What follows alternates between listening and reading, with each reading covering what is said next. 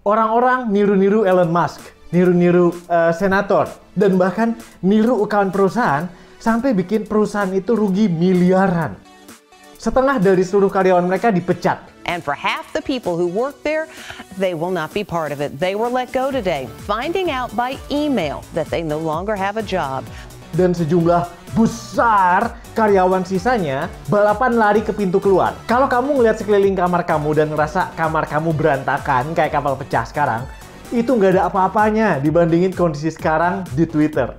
Twitter lagi berantakan habis. Kayak all of us are dead, tapi semua zombinya itu Elon Musk dan semua manusianya user sama karyawan mereka. Tapi kenapa sampai situasinya bisa sampai kayak gini? Dari mana sumber duitnya Twitter? Kenapa Elon Musk beli Twitter? Dan apa dia bakal pernah bisa balik modal dengan pembelian seharga 44 miliarnya dia? Dan itu wastafel siapa yang dia gotong-gotong dan dia bawa ke kantor Twitter? Nyolong dari mana?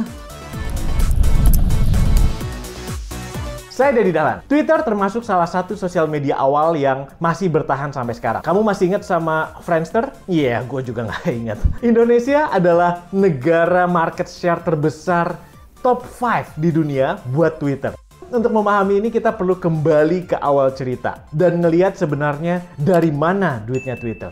Dan apa yang udah jadi problem buat Twitter sejak awal. Twitter dimulai oleh 4 orang pendiri. Salah satunya adalah Jack Dorsey. Faktanya, mereka hampir nggak pernah profit. User mereka meningkat dari 140 orang jadi 318 juta orang di tahun 2016. Tapi bahkan setelah 10 tahun ini pun, mereka masih sama sekali nggak profit. Mereka belum lihat duit. Jadi di video ini, saya bakal taruh profit margin Twitter di sini. Dan kamu bisa lihat sendiri kapan sebenarnya Twitter mulai ngelihat duit. Walau revenue mereka selalu naik terus dari tahun ke tahun, secara net income mereka tuh selalu dapat rapor merah. Jadi sebenarnya berapa income mereka waktu dibeli Elon Musk? 2013 Twitter mulai masuk ke daftar top 10 most visited website di dunia. Usernya pada saat itu sekitar 200 juta. Net income-nya masih rugi di minus 1,3 miliar dolar. Di tahun itu mereka juga go public ke pasar saham. Sudah setahun di pasar saham, mereka masih belum untung sama sekali. Net income tahun 2014 masih rugi di minus 577 juta US dollar. Jadi, mereka butuh cepat ngasilin duit. Mereka harus cepat bikin strategi monetisasi. Jadi, dari mana duitnya Twitter? Mereka ngebagi sumber income mereka atas 2 kategori. Yang pertama, dari iklan dan produk-produk advertising mereka. Yang kedua, dari data licensing dan produk-produk perintilan kecil lainnya. Yang pertama kita udah tahu, iklan. Iklan mah ya udah jelas lah ya, iklan, gitu ya. Nah, kalau gitu yang kedua ini apa? Data licensing artinya Twitter ngejual subscription untuk data publik di platform mereka. Buat perusahaan atau developer yang butuh data-data itu. Jadi perusahaan dan developer ini punya insight tentang bagaimana kita menggunakan Twitter dan apa tren yang lagi kita hebohkan sekarang ini di dunia. Selain ini, baru-baru ini Twitter juga nyobain cara monetisasi lain yang relatif nggak gitu berhasil. Mulai dari super follow, kemudian tip jar, ticketed space, sampai buy atau shop feature. 2017, Twitter mulai dapat peningkatan net income yang cukup besar. Walau masih rugi sih, jadi minus 108 juta.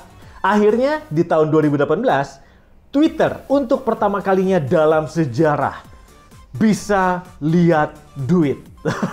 Mereka meraih income sebesar 1,2 miliar positif, nggak negatif lagi. Dan ini berlanjut ke tahun berikutnya, sebesar 1,5 miliar dolar. Semua mulai terlihat cerah. Twitter akhirnya bisa tenang, memandang masa depan yang gemilang. Paling nggak saat itu kelihatannya seperti itu. Tahun 2020 dengan situasi yang melanda dunia, Twitter ngalamin peningkatan user yang banyak banget. Tapi walau gitu sayangnya net income-nya kembali ke negatif. Dengan banyaknya user dan makin ekstrimnya situasi politik, khususnya di Amerika, Twitter mulai mendapatkan goncangan-goncangan yang ada hubungannya dengan politik. Dan Donald Trump, presiden mereka, dan aliran sayap kanannya Amerika saat itu, termasuk yang paling sering kena fact check. A deafening silence from the president's Twitter account in his waning days as commander-in-chief. Twitter, run by CEO Jack Dorsey, saying after close review of the president's recent tweets, it banned him. Di sini masuk Elon Musk. Elon walaupun nggak terang-terangan kelihatan, tapi dia cenderung lebih pro sayap kanan, yang paling sering kena ban Twitter tadi. So, di awal 2022, Elon mulai ngomong kalau dia mau beli Twitter. Oke, kita pause bentar di sini. Saya nggak yakin Elon awalnya serius mau beli Twitter. Kita tahu dia ini internet troll.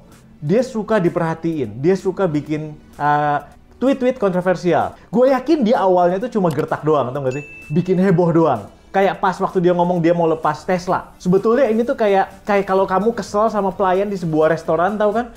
Terus kamu bilang, karena kesel kamu asal gertak, kamu bilang yang, lo awas lo gue beli di restoran, gue pecat lo ya. Itu yang basically dilakukan Elon Musk. Ingat, pada saat itu, Twitter cuma 2 kali. Dia cuma pernah 2 kali. 2 tahun. Dia cuma untung selama 2 tahun, selama 16 tahun dia jalan. Dia cuma untung 2,7 miliar dalam 16 tahun. Dan valuasi perusahaan Twitter di tahun 2021 akhir itu cuma 34,5 miliar menurut companiesmarketcap.com. Jadi pas Elon nawar seharga 44 miliar, itu udah jauh di harga Twitter saat itu. Jadi gue yakin pada saat itu para direktur dan pemegang saham di Twitter langsung ngomong, ya gitu serius? Serius Kang? Mangga tuh Kang, mangga. Elon bahkan sempat mencoba mangkir dan mundur dari deal ini waktu dia menyadari bahwa gertak dia ternyata terlalu jauh dan angkanya terlalu tinggi. Tapi sayangnya udah nggak boleh. Regulasi pemerintah mengatakan karena dia udah melakukan perjanjian, dia harus tetap maju dan menepati kata-katanya di perjanjian itu. Pemerintah basically bilang, no backseas. So akhirnya, di akhir Oktober kemarin, Elon beli Twitter secara resmi. Dan sejak itu, banyak banget kejadian yang terjadi. Sekitar 3.700 atau setengah pegawai Twitter tuh dipecat tanpa alasan sama Elon. Dia menerapkan sistem Twitter Blue yang diperbaharui. Kamu bisa beli lambang centang biru verified. Yang efeknya ada orang niru artis, orang niruin dia sendiri, dan orang ledekin dia di Twitter.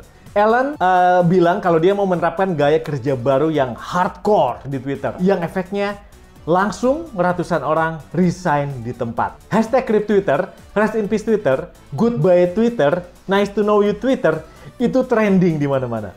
Dan kantor Twitter terpaksa tutup sementara. Berantakan lah. Sampai momen saya bikin video ini, sejauh ini sampai di sini seluruh kisah Twitter dan Elon Musk.